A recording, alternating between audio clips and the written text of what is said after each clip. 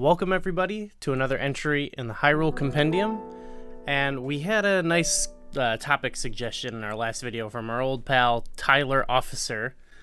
Name, you might remember. He wanted us to talk about dungeon concepts that we'd like to see in upcoming Zelda games. New ones we'd like to see, and also old ones we'd like to see return. Should we talk about old ones first? Yeah. So one of my favorite, it was a unique idea at the time, was from Skyward Sword we had the sand ship. Sure, okay. I loved the kind of like time mechanic.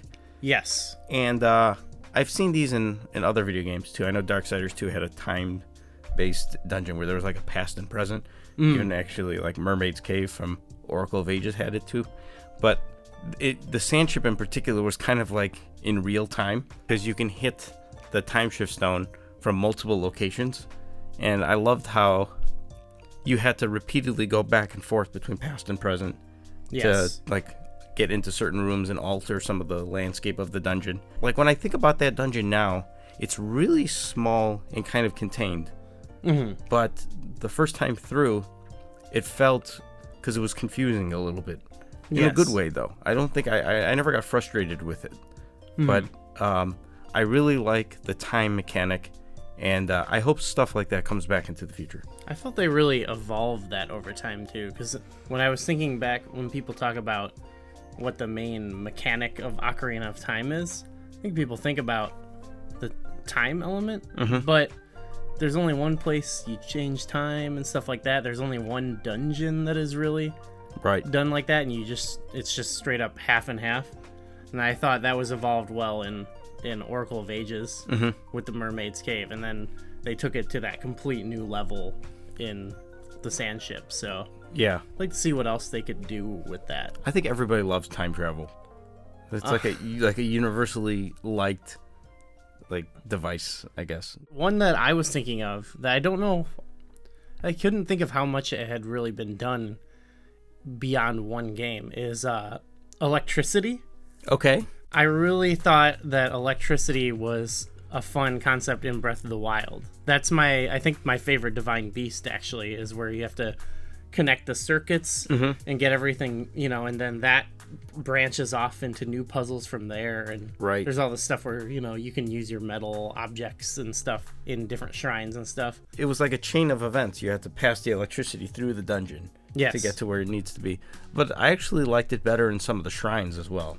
Yes. Some of those small shrines where all the circuitry you're talking about. Yeah, and you could use the big bricks, or you could throw a shield down or whatever. Yeah. That was really fun, and I think in a game, if we're doing a follow-up to Breath of the Wild, with similar mechanics, that would be one that I hope they don't, that they still use, Yeah. If you want to incorporate into not just a dungeon, but maybe if the dungeon is tied into the overworld, you could do stuff with like the lightning strikes and having to get throw down items to get to strike you, maybe. Who knows? I think there's fun stuff you could do with that. Yeah. The only other thing that's sort of similar, even though we're talking more plumbing than electricity, is Great Bay. Yeah, I was thinking of that too. It's the same idea of you're moving the current. Yeah. There was a little bit of that in A Link Between Worlds too, with like the sand and whatnot. Oh, sure, yeah. It's more isolated to like an individual room sometimes. Yeah. Or even the swamp pals with the water.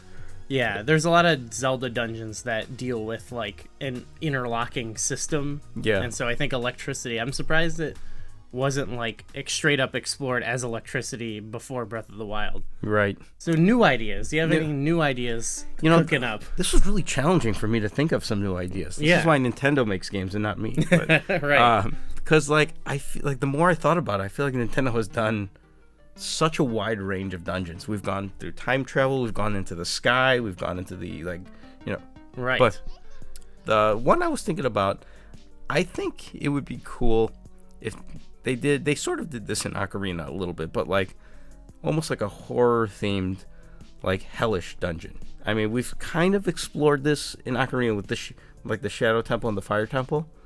But I think even in those cases, like do you feel that those are like horror themed dungeons? The Shadow Temple in particular? I think Shadow Temple, I would say for sure. There is a bit of also just like illusion and stuff like that. Right. But I think horror is obviously a big element. Like, what are the big enemies? And there are, skeletons and zombies. I'm talking about them in the broad term because that's like how I would analog those things. Yeah. Like, I'm thinking right now, if they made like almost like a hell themed dungeon, so it's like the mixture of the shadow, and you can have some like demon looking enemies. I can imagine like a Vire making its 3D appearance. Mm-hmm. It's that would be really cool, actually. Yeah, and he's like a mini boss or something in this hell themed dungeon. It sounds almost like Castlevania-esque, Yeah, I was actually thinking a little bit of Darksiders 2 again. Yeah. Yeah, and I like how they mixed. They didn't really have any. Well, they went back and forth a little bit with this, but I love the fire themed dungeons. Mm-hmm. But it's like in an underworld kind of place. Yeah. And I think that concept could work in Zelda. They will like to tie those kind of things into, like, Arbiter's Grounds has that a little bit, obviously. Yeah. It's kind of a tomb / prison, So, but it would be cool, I think, if there was one that was like in a graveyard, much like the Shadow Temple, that was like maybe dedicated to that kind of theme. Yeah. So like, I think I'm kind of. I don't know if it's a new idea, but it's like bringing sort of like the Fire Temple and Arbiter's Grounds and Shadow Temple into one umbrella and make it like evil. A nice evil dungeon. Yeah, it'd be a fun evil dungeon. One I had, and I think they've sort of gone there a little bit with some story and puzzle elements, but I was thinking more of like, what's a location I'd like to see it in? And I thought what would be kind of interesting is to turn a town in Zelda into a sort of dungeon. Okay. I like, because we've talked before about how we like incorporating dungeons into the actual world to make it feel like maybe it doesn't feel like 100% like a dungeon, but a part of the story. Mm-hmm. Think of like Skull Woods, going in and out of the woods. So I think you could do that with an actual town.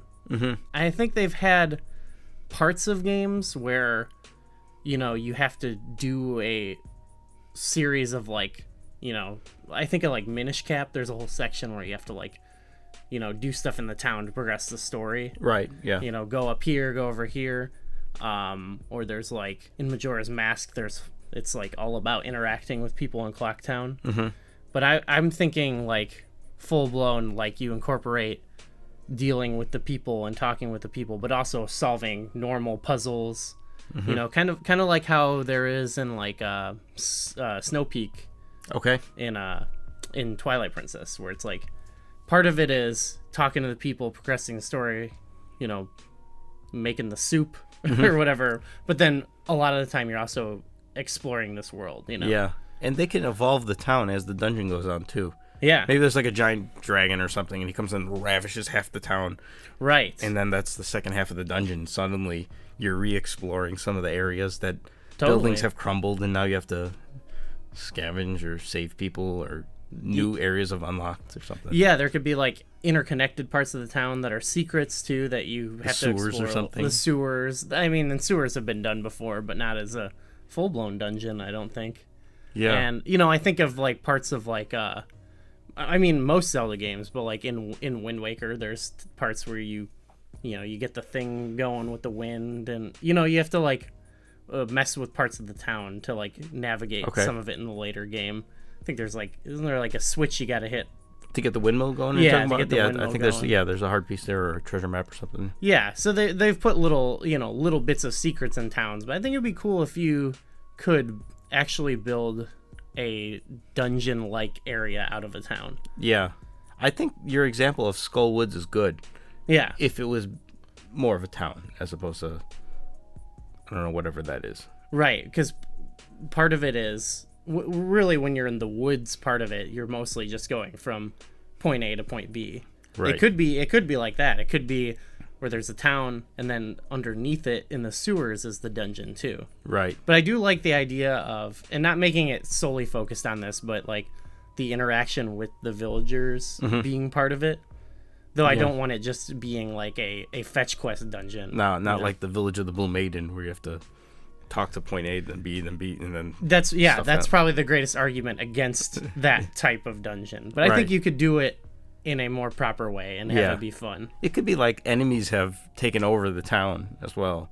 Yeah. And like citizens are hiding or something. And yeah. So you could, I mean, you could. I love this idea. Oh, great. Yeah. Well, we'll get that into Nintendo. Yeah. I didn't think much about like how that actually works, but more of the theme. So I think that, you know, if you want to leave a comment and let us know like what you would like to future dungeons to do, like whether it's, you know, do you want to see them bring back a water dungeon, ice dungeon, whatever, like an elemental, or like a setting you'd like to see, I think, or both, because when we're talking about Arbiter's Grounds or whatever, or it's kind of a sand themed dungeon, but like not really a sand one. Yeah, those are like examples of mixing like the theme of death, but in different types of environments. You know, you have like the illusions or the sand. Yeah. So yeah, leave us a comment and like let us know which you'd like to see explored, or you know, if you have your own idea. Obviously, you know, give the video a like and subscribe if you enjoyed it. Come join our Discord and talk about this kind of stuff with us. And thanks for watching. I can see the residue of the puzzle. The puzzle remnants. R.I.P.